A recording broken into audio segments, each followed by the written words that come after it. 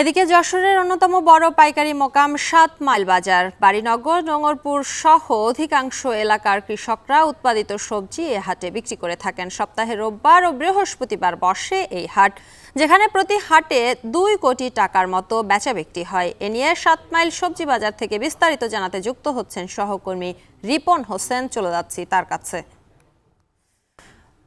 রিপন, জানাবেন এই হাটে যারা আসে তারা সরাসরি সবজি বিক্রি করতে পারে, এক্ষেত্রে ন্যায্য দাম তারা পান কিনা?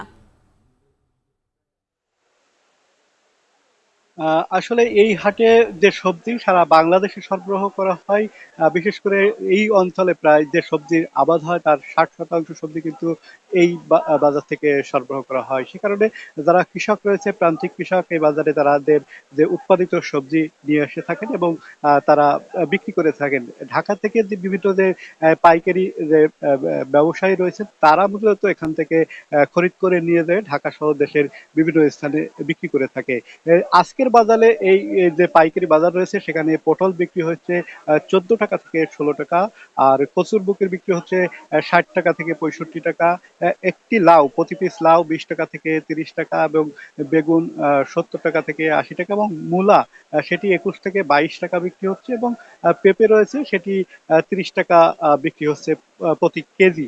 সেক্ষেত্রে যারা একদম প্রান্তিক যারা কৃষক রয়েছেন তারা বলেন যে আসলে তাদের যে ফসলের ন্যায্য মূল্য সেটি কিন্তু তারা আসলে পান না। তার কারণ যে খরচ রয়েছে, বীজ, সার, শ্রমিক যে খরচ রয়েছে সেই শ্রমিকের তুলনায় যে ফসলটি তারা বিক্রি করেন সেটি আসলে তারা ন্যায্য মূল্য পান না। এই যে সবজিটি ঢাকা কিংবা যশোরের বিভিন্ন অঞ্চলে যায়, সেখানে কিন্তু কয়েক গুণ দাম বেড়ে যায়। যদি একটু উদাহরণ দিয়ে বলি যে ১ কেজি মূলা এখানে বিক্রি হচ্ছে ২১ টাকা থেকে ২২ টাকা কেজি। এই মূলাটি শহর অর্থাৎ ১০ কিলো দূরে বিক্রি হচ্ছে ৫০ থেকে ৬০ টাকা কেজি। ঢাকায় হয়তো এর দাম আরো বেশি। অর্থাৎ যে প্রান্তিক কৃষক রয়েছে সেই প্রান্তিক কৃষক আসলে যে ফসলের ন্যায্য মূল্য সেটি আসলে পান না, এমনটি কিন্তু তারা অভিযোগ করেছেন। এখানে যে মধ্যস্থভোগী রয়েছে, যারা ঢাকার ব্যবসায়ী রয়েছে, তারা আসলে বিশেষ করে ফায়দা লোটে, বিশেষ করে যারা খুচরো ব্যবসায়ী রয়েছেন তারা বেশি ফায়দা লুটে থাকেন বলে এখানকার যারা ব্যবসায়ী রয়েছেন তারা বলছেন।